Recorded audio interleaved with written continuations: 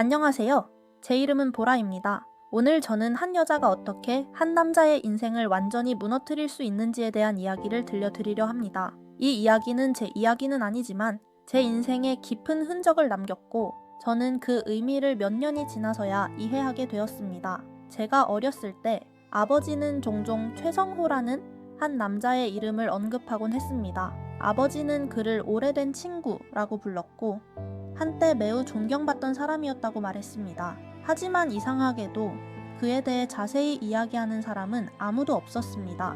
항상 어색한 침묵만이 흘렀고 마치 그 이름 자체가 더 이상 존재해서는 안 되는 것처럼 느껴졌습니다. 저는 성호를 단 한 번 만났습니다. 제가 16살쯤 되었을 때 먼 친척의 장례식장에서였습니다. 그는 뒤쪽에 조용히 서 있었고 거의 아무 말도 하지 않았습니다. 실제 나이보다 훨씬 늙어 보였습니다. 그의 이야기를 모두 알게 된 것은 제가 성인이 된 후 아버지로부터였습니다. 모든 일이 시작되었을 때 최성우는 61세였습니다. 그는 극도로 성공한 사람이었습니다. 부산항과 연계된 수입 유통기업의 대표이사로 30년이 넘는 시간 동안 탄탄한 커리어를 쌓아왔습니다. 부유한 집안 출신도 아니었기에 그의 성공은 더 큰 존경을 받았습니다. 위계와 출신을 중시하는 사회에서 그는 스스로 올라선 사람이었기 때문입니다. 돈도 있었고 부동산도 있었으며 직업적 명성과 흠잡을 데 없는 이미지를 가지고 있었습니다. 의심을 살 일은 전혀 없는 사람, 그 세대의 남자들에게 그것은 전부와도 같았습니다. 하지만 개인적인 삶은 비어 있었습니다. 그는 오래전에 이혼했고 가까운 자녀도 없었습니다. 일에만 몰두했고 말수가 적었으며 나이든 남자들 사이에 암묵적으로 존재하는 규칙을 따랐습니다. 불평하지 말 것, 약함을 드러내지 말 것, 도움을 요청하지 말 것. 그는 서울에서 열린 한 업무 행사에서 윤혜인을 만났습니다. 그때 혜인은 26세였습니다. 그녀는 성인이었고 대학을 졸업했으며 기업 커뮤니케이션 분야에서 일하고 있었습니다. 아버지 말로는 처음에는 아무도 이상하게 생각하지 않았다고 합니다. 이곳에서는 남자가 나이가 많고 사회적으로 안정되어 있다면 큰 나이 차의 관계도 드물지 않기 때문입니다. 혜인은 매력적이었습니다. 사람의 말을 잘 들어주었고 성호를 임원이 아니라 남자로 보게 만들었습니다. 평생 직함으로만 존중받아온 사람에게 그것은 엄청난 의미였습니다. 관계는 조심스럽게 시작되었습니다. 성호는 자신의 이미지를 매우 중요하게 여겼고 말이나 시선, 소문을 싫어했습니다. 혜인은 이해한다라고 말했습니다. 그는 그 사람 자체를 사랑하는 것이지 가진 것을 사랑하는 게 아니라고 했습니다. 시간이 지나며 두 사람은 사실상 함께 살다시피 하게 되었습니다. 아버지 말에 따르면 그때부터 성호는 조금씩 변하기 시작했습니다. 오래된 모임에 나타나지 않았고 사회적 약속을 피했으며 업무 외 시간에 연락을 받지 않았습니다. 항상 이유는 있었습니다. 피곤해서, 일이 많아서, 다른 일정이 있어서.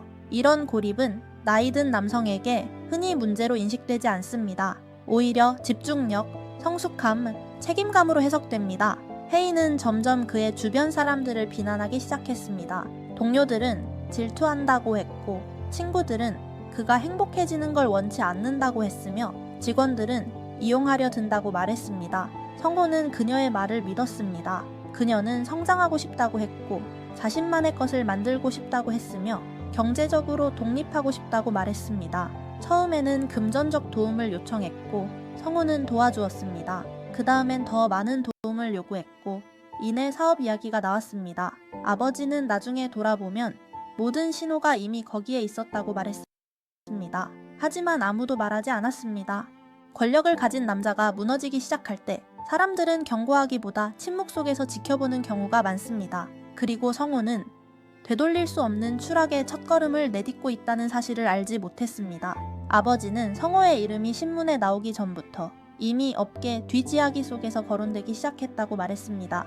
문제가 생기면 사람들은 공개적으로 말하지 않습니다. 항상 소문이 먼저 낮은 목소리로 퍼집니다. 혜인은 더 이상 단순한 연인이 아니었습니다. 그녀는 그의 주변 거의 모든 것을 통제하고 있었습니다. 성호는 직장에서 이상한 결정을 내리며 자신답지 않은 말을 하기 시작했습니다. 신뢰를 증명해야 한다. 헌신을 보여야 한다. 나를 믿어준 사람을 실망시킬 수 없다. 수십 년간 그를 알아온 사람들에게 그것은 분명 이상한 모습이었습니다. 성호는 늘 이성적이고 냉정한 사람이었기 때문입니다.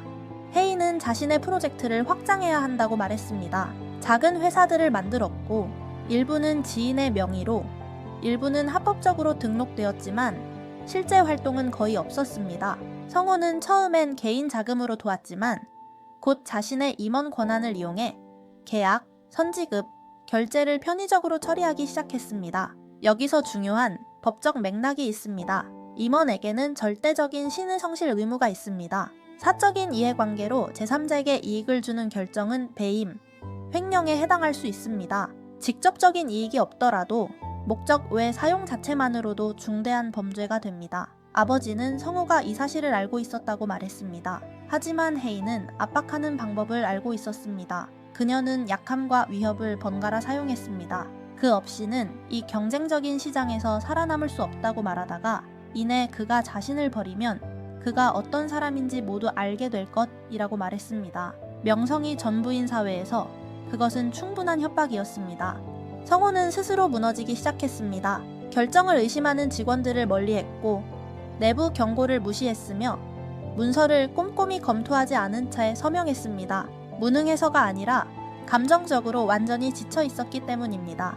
의무 외부 감사가 시작되자 모든 것은 빠르게 드러났습니다. 부당한 자금 이동, 가짜 계약, 해인과 연관된 회사들에 대한 간접적 이익, 검찰은 공식 수사에 착수했고 그 단계에 들어간 사건은 거의 사라지지 않습니다. 며칠 뒤 해인은 사라졌습니다.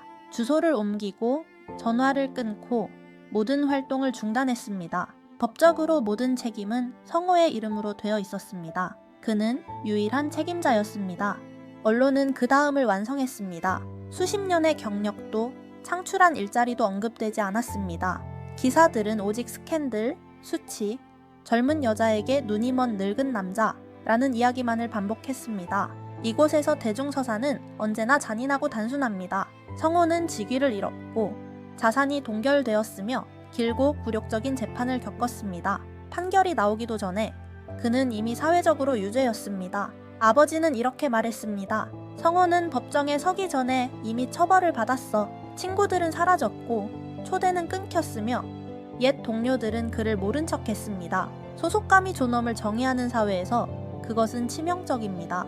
마침내 판결이 내려졌을 때 거액의 벌금, 집행유예, 임원 활동 금지. 성호는 이미 예전의 사람이 아니었습니다. 하지만 진짜 고통은 그 이후에 시작되었습니다. 재판이 끝난 뒤 아무도 최성호의 이름을 말하지 않았습니다. 잊혀서가 아니라 그렇게 추락한 사람의 이름은 언급 자체가 꺼려지기 때문입니다. 마치 전염되는 것처럼 아버지는 그가 한동안 정상적인 삶을 유지하려 했다고 말했습니다. 부산을 떠나 작은 도시로 이사했고 큰 아파트와 차들을 팔았으며 거의 모든 것을 정리했습니다.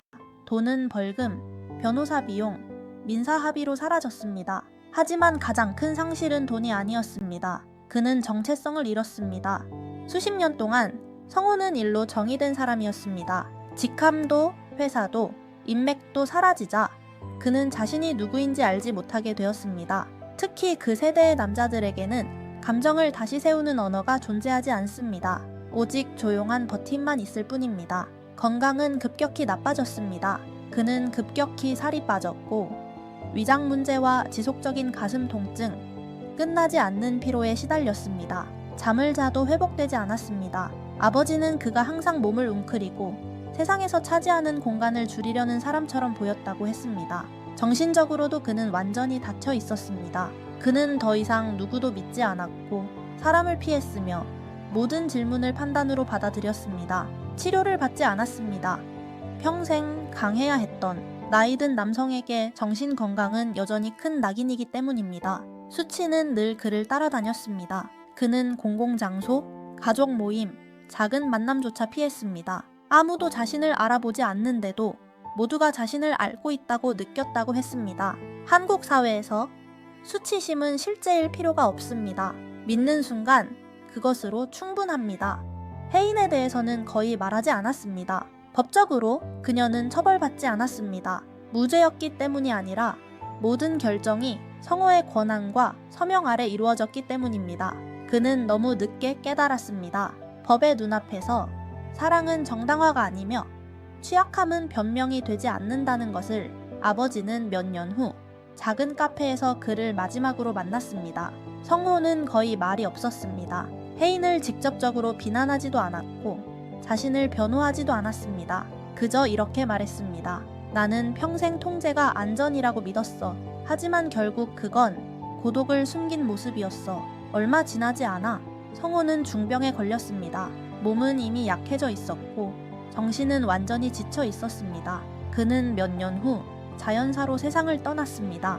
한때 그를 존경하던 세상과는 거의 단절된 채로 뉴스도 없었고 추모도 없었으며 공적인 기억도 없었습니다. 오늘 그를 떠올리며 저는 이렇게 생각합니다. 이 이야기는 단순히 사랑이나 조작에 대한 이야기가 아닙니다. 한 여자가 한 남자의 인생을 어떻게 무너뜨릴 수 있는지, 사회적 추락이 얼마나 되돌릴 수 없는지, 그리고 도움을 요청하는 법을 배우지 못한 남자들이 가장 큰 대가를 치른다는 이야기입니다. 이것은 아무도 더 이상 말하지 않게 된 한 남자의 이야기, 그리고 그를 파괴한 침묵의 이야기입니다.